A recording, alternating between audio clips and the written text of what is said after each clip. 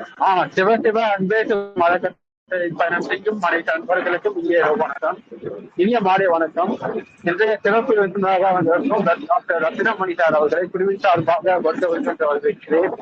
மணிக்கணும் ஒரு சின்ன எமர்ஜென்சின்றதுனால வகுப்பை இன்னைக்கு கொஞ்சம் சீக்கிரம் வச்சுக்கிட்டேன். காலையில 10 மணிக்கு வகுப்பு இருக்கும். ஏன்னா ஃபேமிலி ஃபங்க்ஷன் இருக்கு, கிளாஸ் இருக்கும். அதனால இதுல ஒரு 2 நாள் மட்டும் கொஞ்சம் சிரமம் இல்லாம மத்த கொஞ்சம் ஆதரவு தர மாதிரி கேட்டுக்கிறேன். ஐயா, தலைப்பு சொல்லி ஸ்டார்ட் பண்ணிக்கலாம். கண்டிப்பா, நல்லது. அனைவருக்கும் வணக்கம்.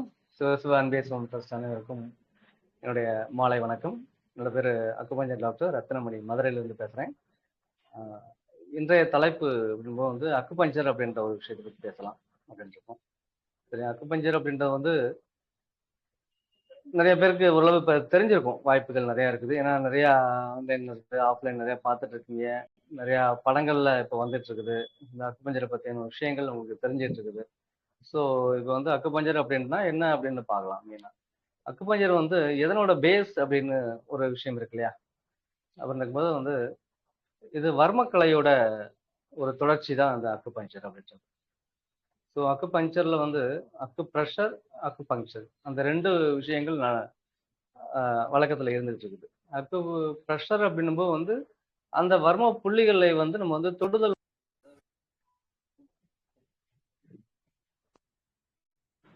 அதாவது உங்களோட எனர்ஜி உங்க ரைஸ் பண்ணி அந்த புள்ளிகளை தொடுவதன் மூலமாக ஒரு மெல்லிய ஒரு காந்த அலைகளை உள்ள பரப்பி ஒரு நோயை குணப்படுத்தும் ஒரு விஷயம். அக்கு பங்க்சர் அப்படின்றது பங்க்சர் அப்படின்னா துளையிடுதல் அப்படின்னு அர்த்தம். சரி, அப்ப துளையிடுதல் அப்படின்னா எங்களுக்கு இதுக்கு தனியான ஒரு கருவிகள் இருக்கு. கருவின்னா ஒரு ஊசி இருக்கு, சின்ன ஊசி, குண்டூசி மாதிரி. அந்த ஊசியை வச்சு என்ன செய்யணும், குறிப்பிட்ட புள்ளிகள்ல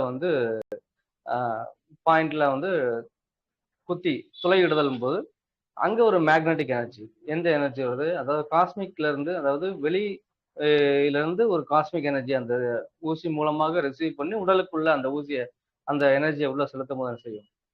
அதுக்கு உண்டான விஷயங்கள் அந்த எனர்ஜி உள்ள பாஸ் பண்ணி எந்தெந்த இடத்துல நோய்கள் அப்படின்னு ஒரு விஷயம் இருக்குதோ அந்த இடத்துல இது உள்ள போய் அந்த நோயை குணப்படுத்துது. சரியா? இப்போ நோய் எப்படி இங்க குணமாகுது அப்படின்ற ஒரு விஷயம் இருக்கு. இங்க அக்குபஞ்சர் அப்படின்றது ஒரு எனர்ஜி அப்படின்னு சொன்னோம்.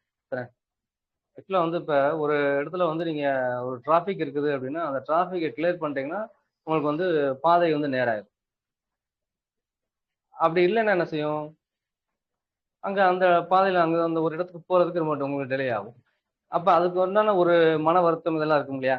அதுதான் இந்த நோய் அப்படின்னு சொல்லுவாங்க. அதாவது ஒரு இடத்துல ஒரு இடத்துக்கு ரத்தம் சீராக போகணும், ஒரு எனர்ஜி சீராக போகணும். அப்படி போக முடியாத அங்க தடை இருக்குது அப்படின்னா அது நமக்கு வலியாகவோ வேற உபாதையாகவோ வேற ஏதாவது ஒரு தொந்தரவாகவோ நமக்கு காண்பிக்கப்படுது. அந்த இதுதான் நம்ம நோய் அப்படின்னு சொல்றோம். சரியா? பெரும்பாலும் நோய்கள் அப்படின்றது எதன் மூலமாக வெளிப்படுத்துகிறது அப்படின்னா உடல் உபாதைகள், அதாவது வலி அப்படின்ற ஒரு உபாதை மூலமாக தான் நோய் அப்படின்னு நமக்கு தெரியுது. அது வரைக்கும் வலியே தெரியாது, அது வரைக்கும் அந்த உபாதை நமக்கு தெரியாது. அந்த வலி வந்த பிறகுதான் நமக்கு ஒரு நோய் இருக்கிறது, இதனாலதான் அந்த வலி இருக்குது அப்படின்றது என்ன செய்வோம், நம்ம உணர முடியுது. அதை நிறைய பரிசோதனைகள் மூலமாக நிறைய பார்க்கிறோம். இப்போ மித்த விஷயங்கள்ல அதாவது அலோபதி, அதாவது அக்குபஞ்சர் அப்படின்ற ஒரு விஷயம் தவிர்த்து மற்ற இயற்கை முறைகள் என்ன இருக்குது, சித்தா இருக்கு, ஆயுர்வேதா இருக்கு, ஹோமியோ இருக்குது, யுனானி இருக்குது. இதுகள் எல்லாமே என்ன செய்யறாங்கன்னா நாடி பரிசோதனைகள் மூலமாகவும் வாய் நாடி அப்படின்னு சொல்லக்கூடிய நீங்கள் சொல்லக்கூடிய ஒரு விஷயத்தை வைத்து இவங்களுக்கு இந்த மாதிரி ஒரு தொந்தரவு இருக்குது அப்படின்றது. அதாவது இது எப்படி பாக்குறாங்கன்னா, சித்தா மருத்துவத்துல ஆயுர்வேதத்துல வாத பித்த கபம் அப்படின்ற ஒரு விஷயத்துல பார்ப்பாங்க. அப்ப ஒரு வாதம் அப்படின்னா என்னன்னா இயக்கம் இருக்கணும் அப்படின்னு, இயக்கம் இல்லைன்னா அங்க வாத குற்றம் அப்படின்னு ஒன்று பேசுவோம். வாதம்னா இயங்குதல், வாத குற்றம்னா இயக்கம் இல்லாத ஒரு நிலை. பித்தம் அப்படின்னா அங்க ஒரு உஷ்ணம் இருக்கக்கூடிய நிலை, அதாவது ஒரு ஓட்டம், அங்கேயும் ஒரு உஷ்ணம் இருந்தா ஒரு ஓட்டம் நடக்கும். அந்த உஷ்ணம் இல்லாத நிலையை என்ன செய்யறோம், பித்த குற்றம் அப்படின்னு சொல்றோம். கபம் அப்படின்னா நீர் அப்படின்ற ஒரு விஷயம் இருக்குது. அங்க நீர் அப்படின்றா குளிர்ச்சியான தன்மை இருக்குது. அந்த குளிர்ச்சியான தன்மை இல்லாம அங்க வேற தன்மை இருக்கும்போது கப குற்றம் அப்படின்னு சொல்றோம். ஸோ வாத பித்த கபம் அப்படின்ற 3ஐயும் என்ன பண்றாங்க, இங்க சித்தா ஆயுர்வேதா அப்படின்ற ஒரு விஷயத்துல வந்து அந்த மருத்துவத்துல இதை பாக்குறாங்க. இதன் மூலமாக உங்க நோயை குணப்படுத்துறாங்க. அதை பேலன்ஸ் பண்ற மாதிரி. அதே மாதிரி அலோபதி அப்படின்ற ஒரு விஷயத்துல என்ன பண்ணாங்க, நிறைய வந்து பரிசோதனைகள் இருக்கு. மருத்துவ பரிசோதனை, ரத்த பரிசோதனை இருக்கு, நீர் பரிசோதனை இருக்குது, லேப், அதெல்லாம் லேப்னு சொல்லுவோம். பிளஸ் வந்து ஸ்கேன், எக்ஸ்ரே, இந்த மாதிரி பரிசோதனைகள் மூலமாக அவங்களுக்கு உடல்ல ஏதாவது தொந்தரவு இருக்கா அப்படின்னு பார்த்துட்டு அதுக்கு தகுந்தாப்புல மருத்துவம் வந்து செய்றாங்க. சரிங்களா? இதே வந்து அக்குபஞ்சர் அப்படின்றத வந்து நம்ம எதை பேஸ் பண்ணி செய்றோம் அப்படின்னும் போது, இங்க வந்து பஞ்சபூதங்கள் அப்படின்னு ஒரு விஷயம் இருக்கு. பஞ்சபூதங்கள் தெரியும் இல்லையா? என்னென்ன இருக்கு? ஆதி காலத்துல முதல் கண்டுபிடித்தது நெருப்பு அப்படின்னு சொல்றோம். மனிதன் கண்டுபிடித்தது என்னது? நெருப்பு. நெருப்பு கண்டுபிடித்த பிறகுதான் என்ன செய்யுது? ஒரு ஒரு கலாச்சாரம் அப்படின்ற ஒரு விஷயமே என்றது தோன்ற ஆரம்பிக்குது. நெருப்பு கண்டுபிடிக்க முன்னாடி வரைக்கும் என்னது? ஆதி மனிதன் கற்காலம் அப்படிங்கிறது. அப்ப கற்காலத்துல இருந்து அதுக்கடுத்து தோன்றது வந்து நெருப்பு. நெருப்பு வந்த பிறகுதான் வந்து அவனுக்கு, அதாவது நெருப்பு அப்படின்றது வந்து நம்ம வந்து உணர்வுன்னு சொல்லலாம். அந்த உணர்வுகள் எப்ப வருதுன்னா, நெருப்பு பட்ட பிறகுதான் உணர்வு வரும். நெருப்பு வந்த பிறகுதான். இருட்டுக்குள்ள என்னமே தெரியாது. ஆனா அந்த நெருப்பு வந்த பிறகு என்ன செய்யும்? வந்து உணர்வுகள் நமக்கு வந்து தெரிய ஆரம்பிக்குது. அப்பதான் வந்து இது இது உயிர் உள்ளது, இது உயிர் இல்லாதது அப்படின்ற அந்த உணர்வே எப்போது? நெருப்பை வைத்துதான் இருக்குது. நெருப்பு இல்லாம என்ன செய்ய முடியாது? நம்ம உணர்தல் அப்படின்ற ஒரு விஷயமே இங்க இருக்காது.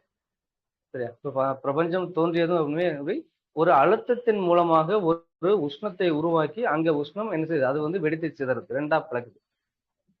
ஒன்றுமே இல்லாத ஒரு விஷயத்துல ஒரு அழுத்தம் ஏற்பட்டு, அந்த அழுத்தம் என்ன செய்யுது? ஒரு வெடிப்பாக நிகழ்கிறது. ரெண்டாக வெடிக்குது. அங்க ரெண்டா வெடிக்கும் போது அதுல இருந்து என்ன செய்யுது? ஒரு நெருப்பு வந்து பிறக்குது. அப்ப அந்த நெருப்பிலிருந்து வரக்கூடிய ஒரு விஷயம் அதுக்கடுத்து என்ன செய்யுது? அந்த நெருப்பு குளிர்ந்து என்னவா மாறுது? மண்ணாக மாறுகிறது. சோ மண்ணாக மாறுகிறது அப்படின்னா, இந்த மண்ணுல இருந்து என்ன செய்யுது? உலோகங்கள் அப்படின்றது தாது பொருள்கள் மண்ணுல இருந்து கிடைக்குது. இல்ல, இதுதான் தாது பொருள்களை வந்து நம்ம என்ன சொல்றோம்? வந்து காற்று அப்படின்னு சொல்லுவோம். சரியா? காற்று வந்து உலோகம் அப்படின்னு சொல்றோம். இந்த உலோகம் அல்லது இந்த காற்று என்னவா மாறுது? வந்து எப்படி கீழ இருந்து மேல போய் அந்த உஷ்ணத்தின் காரணமாக கீழ இருந்து மேல போய் என்ன செய்யுது? அது நீராக திருப்பி மாறுகிறது. நமக்கு நீராக கீழே கிடைக்கிறது. இப்ப இந்த நீர் என்ன செய்யுது திருப்பி? இந்த அதாவது மண்ணுல விழுந்த உடனே இந்த மண்ணில் உள்ள விதைகள் எல்லாமே என்ன செய்யுது? முளைத்து மரமாக மாறுகிறது. இதுதான் நம்ம வந்து ஆகாயம் அப்படின்னு சொல்றோம். ஆகாயம் எங்க இருக்கு? மேல இருக்கு. அப்ப மரங்கள் என்ன செய்யுது? மேல் நோக்கி ஒரு வளரக்கூடிய தன்மையில இருக்கிறதுனால இது வந்து என்ன செய்யும்? ஆகாயம் அப்படின்ற ஒரு விஷயத்துல நம்ம பேசுறோம். அப்ப இந்த ஆகாயம் என்னவெல்லாம் வேலை செய்யுது அப்படின்னு பார்க்கணும். இந்த ஆகாயம் எதற்கு உதவியா இருக்குது? நெருப்பு உருவாகுவதற்கு திருப்பி ஆகாயம் தான் காரணமா இருக்குது. முதல்ல என்ன பார்த்தோம்? ஒரு அழுத்தத்தின் காரணமாக நெருப்பு உண்டாக்குச்சு.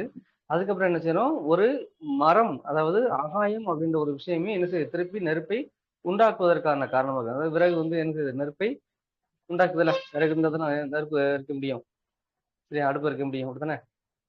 சரி. அது வந்து இதுதான் சைக்கிள்.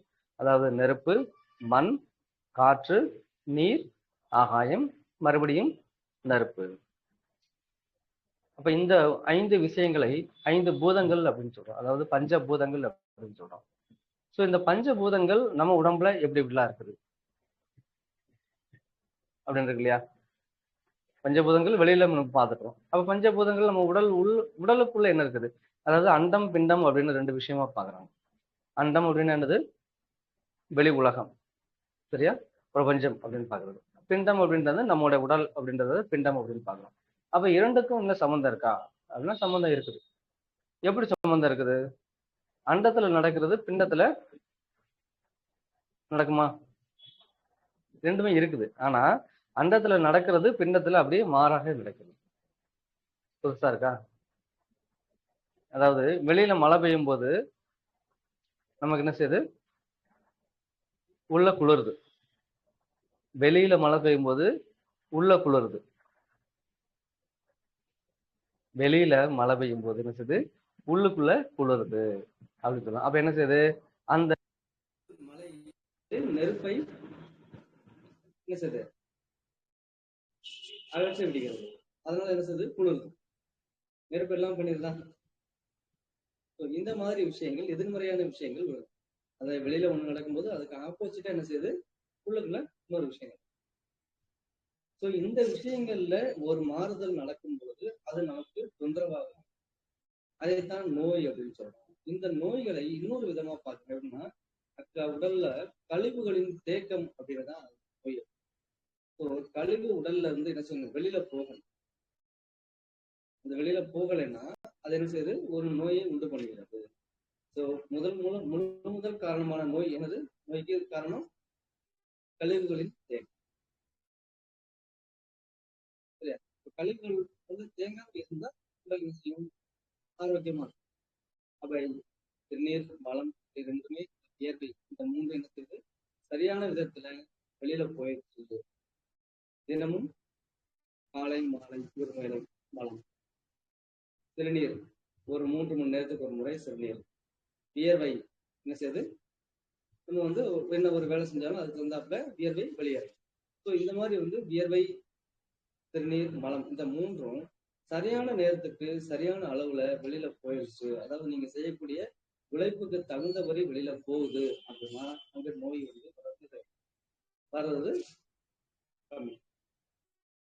இப்ப அதே இது அந்த மாதிரி செய்யல, நடக்கல, ஒரு நாளைக்கு நேரம் தவறி என்ன செய்யலாம், நம்ம வந்து மலம் கழிக்கிறோம், இல்ல வந்து திருநீர் நினைக்கிறோம், நம்ம இஷ்டத்துக்கு கழிக்கிறோம்.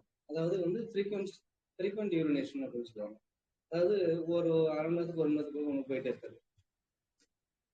சரியா? இல்லைன்னா எனக்கு வேலை இருக்குது, நான் அப்புறம் போறேன், நாங்க படிச்சுட்டு இருக்கிறேன் அப்புறம் போறேன். சரியா? இன்னொரு இடத்துக்கு போகணும், அது போய் முடிச்ச பிறகு அப்புறம் போறேன். சரியா? எனக்கு இந்த இடம் வந்து சரியில்லை, ஒரு சுத்தம் இல்லாம இருக்கு, நான் அப்புறம் போய்க்கிறேன் அப்படின்னு அந்த போஸ்ட்போனிங் அப்படின்னு சொல்லி ஒரு ஒரு கடத்துதல் அப்படின்னு சொல்றாங்க. இந்த மாதிரி வந்து தள்ளி போடுதல் விஷயமாக சிறுநீர் என்ன செய்யறாங்க, கழிக்க மாட்டாம தள்ளி போடுறோம். அப்ப இதனாலையும் என்ன செய்யுது, நோய்களுக்கு சிறுநீர் கழிப்போம். அங்க என்ன செய்யறோம், தள்ளி போடுதல் முறை மூலமாக 3 மணி நேரத்துக்கு இருக்க போகுது, 6 மணி நேரத்துக்கு இருக்க 7 மணி நேரத்துக்கு இருக்க போறது அப்படின்றது என்ன, இது ஒரு நோயை உண்டு பண்ணுது. அப்ப இந்த பஞ்சபூதத்தில் உள்ள இந்த 3 தன்மை கழிவுகள் வெளியில போனாக்கா உடல் ஆரோக்கியம் அது இல்லைன்னா கிடைக்கும். அப்ப பஞ்சபூதம் வந்து எப்படி எல்லாம் வேலை செய்யும், பஞ்சபூதம் அப்படின்றது வந்து இப்ப நெருப்பு அப்படின்றது, இப்ப நெருப்பு அப்படின்ற ஒரு முதல் பூதம் எடுத்துக்கிட்டோம். அந்த நெருப்பு பூதம் என்னெல்லாம் செய்யும் அப்படின்றது இல்லையா? முதல்ல என்ன சொன்னேன், கழிவுகளின் தேக்கம் அப்படின்னு. அதாவது ஒன்னொன்றும் ஒரு பூதம் இன்னொரு பூதத்துக்குள்ள கழிவை வெளியேற்றும். ஒரு சிலை வெடிக்கணும் அப்படின்னா என்ன செய்வாங்க, ஒரு கல் எடுத்துக்காங்க. சரியா? அந்த கல் என்ன செய்யறாங்க, நல்லா செதுக்கும் போது என்ன செய்யுது, அதுல உள்ள கழிவுகள் வெளியில போகும்போது அது வந்து சிலையாக மாறும். ஒரு முழுமையான கல் வந்து எப்ப சிலையாக மாறும், கழிவுகளை வெளியேற்றும் சிலையாக மாறும். அது வரைக்கும் அது சிலையா மாறாது. அப்ப ஒரு உடல் நல்லா பளபளன்னு ஆரோக்கியமா முழுமையான உருவத்துக்கு நல்லா அங்க என்ன செய்யணும், அந்த கழிவுகள் வந்து வெளியேற்றும். இதுதான் முக்கியமான விஷயம். அப்ப இந்த கழிவுகளை வெளியேற்றினால் இது நமக்கு அங்க ஒரு முழுமையான உருவம் அழகு. அப்ப நெருப்பு அப்படின்ற ஒரு விஷயம் என்ன செய்யுது, மண் அப்படின்ற ஒரு மண் பூதம் அப்படின்ற ஒரு விஷயத்துல வினைபுரியும்.